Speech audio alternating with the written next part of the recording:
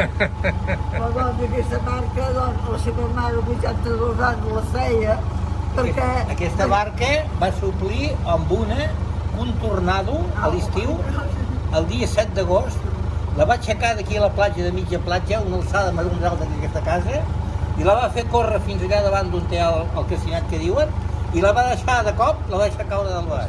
I es va partir del baix. Ell tenia 6 anys, ho va veure. I ens vam quedar sense barca. I aquí a Sant Salvador, la gent de l'estiu, que es coneixíem de sempre, una senyora molt bona dona va agafar i va parlar. Era la família d'aquesta senyora. I va mirar una col·lecta per pagar la barca.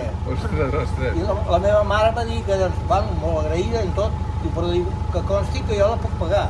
Però si voleu d'allò, diu, no diguis res tu, la pagarem perquè nosaltres t'ho agrairem, però tot el que es queda per nosaltres t'ho podem agrair.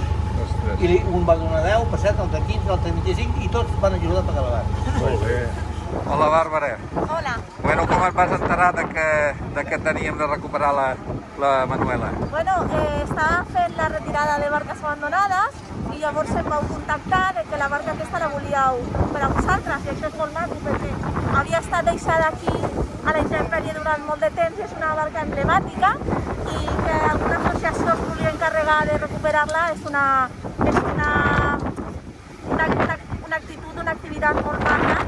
Hem de conservar el patrimoni, hem de conservar els records i hem de recordar que molts dels nostres pobles van començar per l'activitat pesquera